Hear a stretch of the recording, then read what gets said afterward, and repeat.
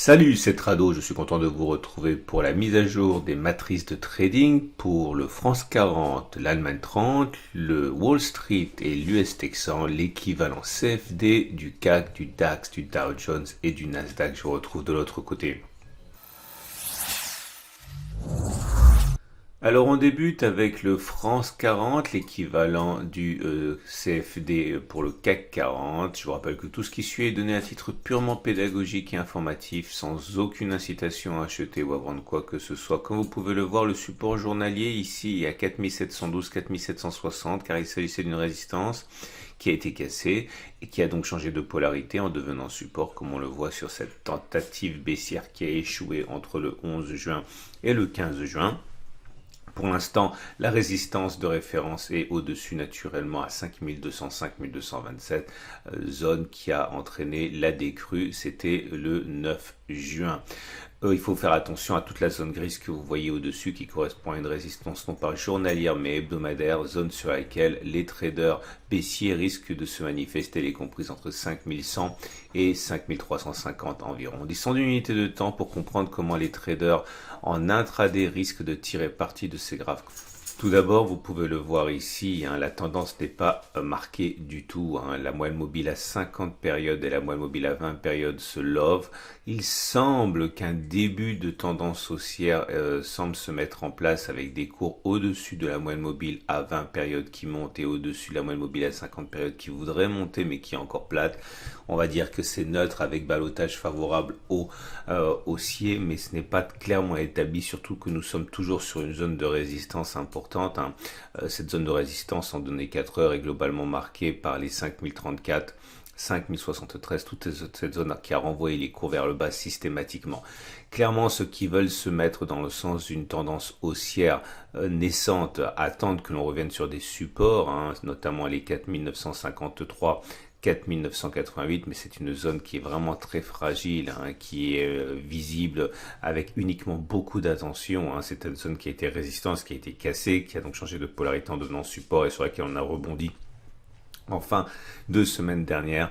Ceux qui ont davantage un biais baissier attendent surtout qu'un signe de faiblesse se manifeste sur la zone qu'on a mentionnée préalablement à 5032, 5075 si il s'en produit un. La zone est très compliquée à gérer sur tous les indices puisque nous sommes au confluent de plusieurs supports et de résistance qui bloquent les tentatives. Encore une fois, ceux qui voudraient attendre que l'obstacle soit passé pour acheter à 5074, 5034 tomberont très rapidement sur une zone de résistance ici susceptible d'aiguiser les appétits des baissiers. Donc globalement la situation sans doute qui sera privilégiée par beaucoup sera un retour sur la zone des 4840, 4857 pour éventuellement acheter si un signal haussier se manifestait, ou alors de manière plus évidente un retour sur les 4714, 4756 parce que c'est une zone de support journalière qui est donc censée être solide. Mais encore une fois, et on le retrouvera sur beaucoup d'indices, tant que la tendance n'est pas marquée avec ces moyennes mobiles qui se lovent et qui n'ont pas de direction, il est difficile de privilégier un sens lorsqu'on est trader. On passe à l'Allemagne 30 et situation assez similaire avec un support journalier à 11 230, 11 245, zone de résistance cassée qui est devenue théoriquement support et une zone de résistance ici comprise entre 12 885 et 12 940. Toute la zone grise que vous voyez est une zone de résistance hebdomadaire. On descend d'une unité de temps, regardez les données 4 heures avec là aussi un terrain qui est miné. Par contre, la tendance est plus haussière puisqu'on voit que nous sommes là par contre clairement au-dessus de la M20 qui monte, clairement au-dessus de la M50 qui monte.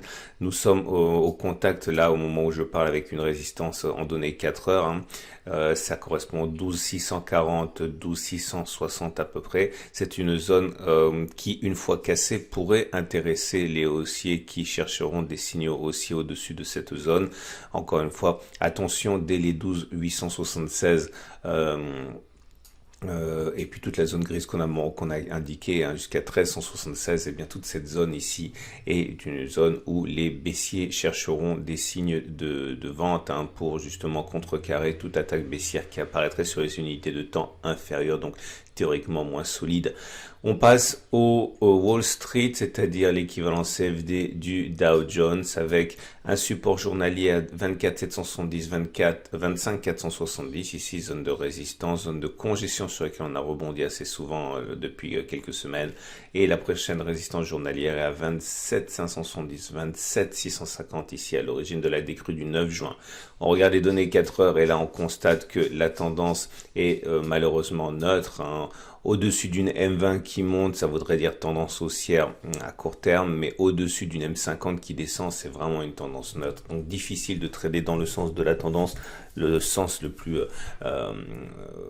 facile à gérer pour les traders. Là, il n'y a pas de tendance. Ceux qui ont un biais baissier attendront sans doute que l'on revienne sur toute cette zone orange que l'on a mentionnée préalablement, c'est-à-dire la zone comprise entre 24 770 et 25 470 ici pour chercher d'éventuels signaux haussiers, ou alors en cassure de la zone bleue comprise entre 26 820 à peu près et 26 285. Hein, dans ce cas, une cassure de cette zone bleue laisserait le temps sans doute au M20 et M50 de devenir ascendante, imprimant une tendance haussière plus marquée. Ceux qui ont un biais baissier attendent peut-être que l'on casse la zone bleue ici, hein, le support 4 heures compris entre 24 560 et 24 690 pour trader dans le sens d'une tendance qui sera devenue baissière sans doute avec la M20 et la M50 qui seront devenues descendantes si on casse cette zone. On termine avec l'US Texan,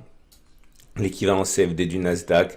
Nous avons un support journalier à 9570, 9813 et nous avions une résistance ici comprise entre 10311, 10205. Cette résistance a été cassée sur la dernière séance de la semaine dernière. Théoriquement, on a changé de polarité, mais c'est très frais. On va dire que c'est un support, effectivement, mais il faut se méfier de la solidité d'un support tout juste et fraîchement cassé et pas de manière non plus très évidente. En tout cas, théoriquement, c'est un support à 10311, 10205. On descend d'unité de temps, on regarde les unités 4 heures avec une tendance qui est là plutôt haussière. Vous le voyez bien, on est au-dessus de la M20, au-dessus de la M50. D'ailleurs, on attaque dès maintenant la résistance comprise entre 10 387 et 10 437, ici la zone qui nous a bloqué en fin de semaine dernière. Un passage au-dessus risquerait d'attirer beaucoup de haussiers si un signal haussier efficace apparaît. Un retour également sur la zone de support ici comprise entre 10 261 10 309 pourrait intéresser les haussiers puisque c'est une zone de résistance qui a été cassée, qui a donc changé de polarité en devenant support. Ça pourrait être intéressant également pour les plus gourmands, les plus patients. Un retour sur les 10 118 1082 pourrait intéresser les acheteurs puisque c'est une résistance qui a été cassée, qui est devenue support et qui correspond à, si on y va, à une zone qui serait encore au-dessus de la M50 qui monte, donc clairement un support. Voilà ce qu'on pouvait dire. Je suis ravi de vous avoir présenté cette analyse. Je vous invite à regarder à la fin de cette vidéo l'analyse technique de moyen terme pour les investisseurs au long cours et ceux qui veulent savoir où en est la tendance de fond. Et également en préparation la matrice de trading pour l'euro-dollar, le bitcoin et le pétrole Brent.